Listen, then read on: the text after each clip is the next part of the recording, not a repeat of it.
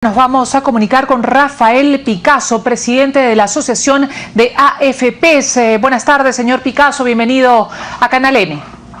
Buenas tardes, muchas gracias. ¿Qué tal? Bueno, queríamos preguntarle cómo recibe la Asociación de AFPs a través de su persona esta liberalización del 95,5% de los fondos de las AFP según ha hecho o ha realizado el Congreso de la República.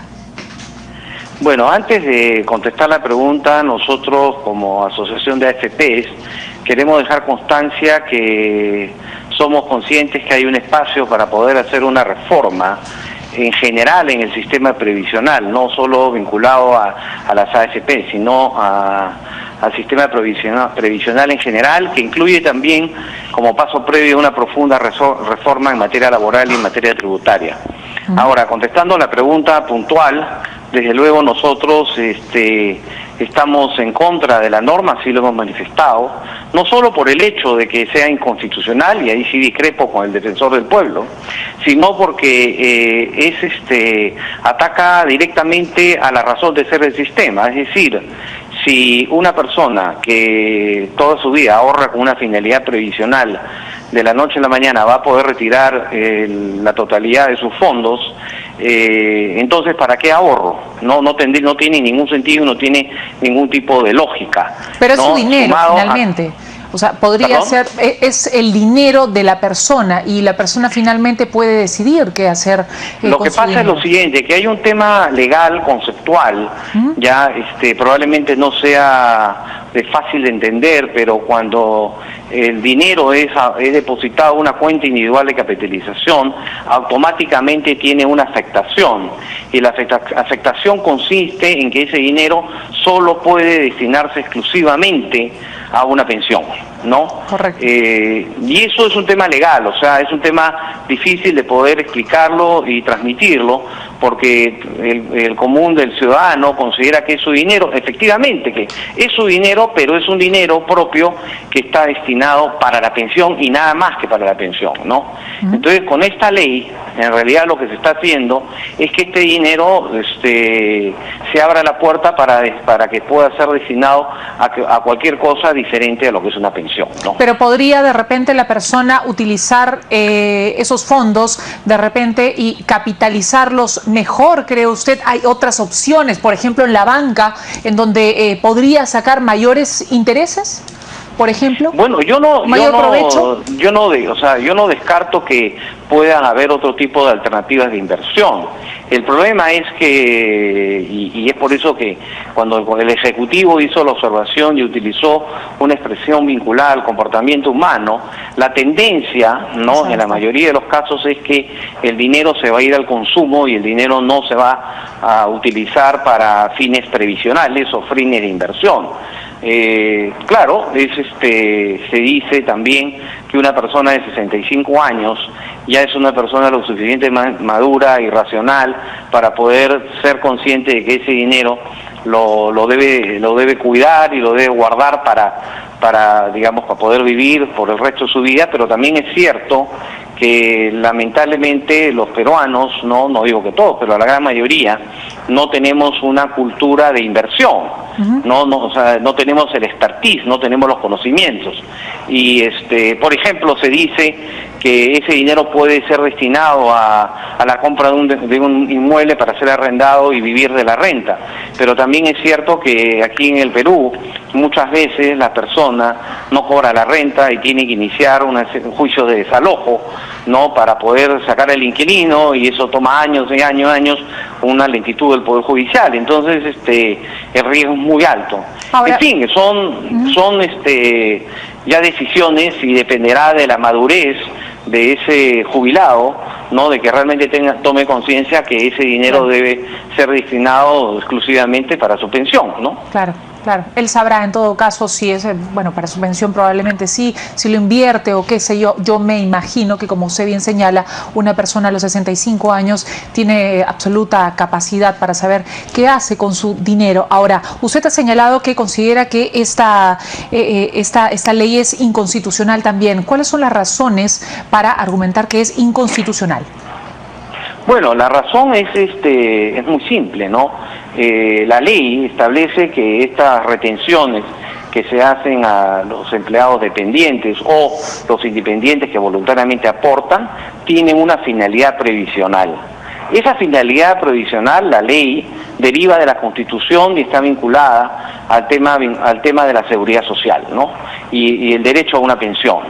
Entonces, es todo un razonamiento que se tiene que hacerse a partir de la Constitución, ¿no? Decir que la Constitución no garantiza o no reconoce el derecho a la seguridad social y como parte de ese derecho a la seguridad social a una pensión, creo que estamos equivocados. Y ahí, insisto, tengo una discrepancia con el defensor del pueblo, ¿no? Y finalmente, no, yo creo que será el Tribunal Constitucional el que tiene la última palabra como máxima autoridad en lo que se refiere a la constitucionalidad de las normas legales en el país, ¿no? ¿De qué manera cree usted, me imagino que está hablando de afectación, en este caso de las AFPs, de los seguros y del sistema privado de pensiones? ¿De qué manera cree que perjudica esta ley del retiro del 95,5% de los fondos de las AFPs justamente a las AFPs? Bueno, es que vuelvo a lo mismo, estaba explicando que en el caso puntual de las AFPs, ¿no? Decía, si las personas ahorran con una finalidad previsional, correcto, y ahora no se está ahorrando con esa finalidad, entonces ¿cuál es el sentido del ahorro? ¿No? Lo que esto se verá en el largo plazo, no es que se va a ver de una manera inmediata. Claro, de una manera inmediata. Esto sí es a las personas. Yo le pregunto de qué manera perjudica a las AFPs y en este caso a las aseguradoras. Entiendo que también perjudicaría de alguna manera a las aseguradoras. Bueno, en el caso de las aseguradoras, definitivamente, si no logran convencer a los afiliados que la renta vitalicia es una buena opción, definitivamente lo va a perjudicar, porque hoy en día, bueno, hasta ayer, por decirlo de alguna manera, antes que se dictara la norma, el afiliado podía optar por el retiro programado, podía optar por una renta vitalicia, y no podía optar por retirar el dinero como salvo montos menores a 5.000 y pico de soles.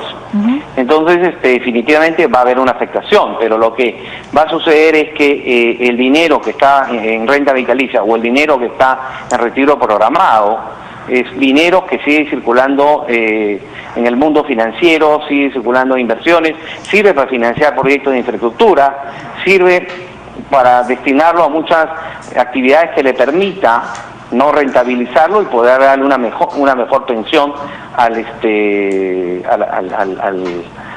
afiliado, ¿no? O al jubilado. Ahora, la preocupación que nosotros tenemos, ¿no? Ya es que mañana este Congreso o el próximo Congreso pueda sacar una norma que diga que, bueno, pues ahora el aporte de los trabajadores dependientes, ¿no? Que sea voluntario y ya no obligatorio. Entonces, todo es posible. Lamentablemente todo es posible.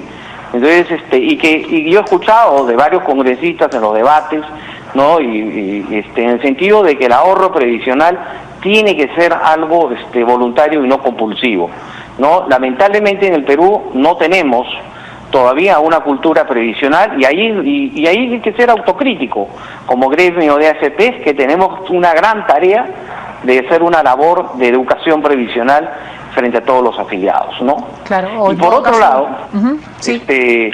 También aprovecho la oportunidad para decir que esta norma tiene nombre propio, se llama AFP.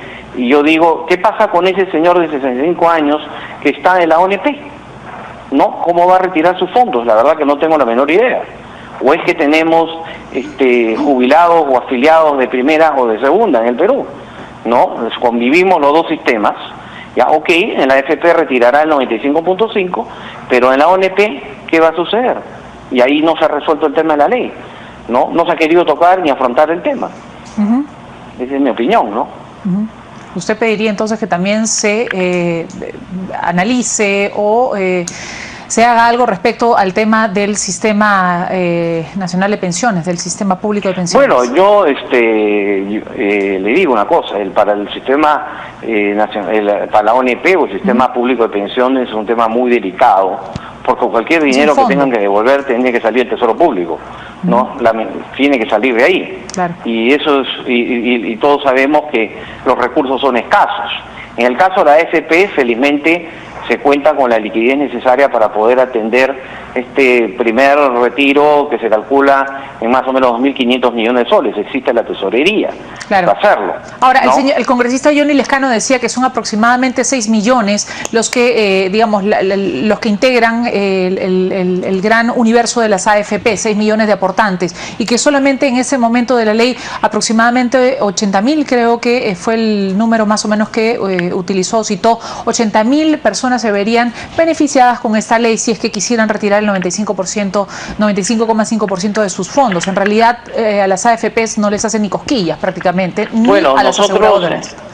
En realidad, efectivamente son cerca de 6.039.262 es la última cifra oficial que tenemos digamos, de afiliados al día de ayer, ¿no? El número de personas que pueden retirar el dinero de afiliados varía todos los días conforme vayan cumpliendo los 65 años. No tengo la cifra en la cabeza, pero es cercana a lo que ha dicho el congresista Lescano, ¿no? Pero es cierto, o sea, hoy día la cartera administrada, ¿no? Que está en la suma de, si me esperan un minuto, en la suma de 125.841 millones de soles, se le retiraría 2.500 millones de soles. Pero también es cierto que los que continúan el sistema van a seguir aportando, entonces de alguna manera va a entrar dinero, pero también va a salir. Correcto. Y va a haber una cifra, ¿no? de más que se va a quedar probablemente en el tiempo estática, ¿no? Y salvo la rentabilidad que pueda generar el fondo. Claro. Pero eso en este caso tocará trabajar más en el caso de que finalmente continúe, se publique y se ejecute, pues tocará, creo, a las AFPs trabajar más en ese sentido para atraer justamente y para tratar de mantener esos fondos dentro de las AFPs. Le agradezco mucho la llamada, aceptar nuestra llamada al señor Picasso. Se nos ha acabado el tiempo, lamentablemente. Gracias por exponernos su punto de vista aquí y vamos a ver qué es lo que ocurre en el transcurso de los días.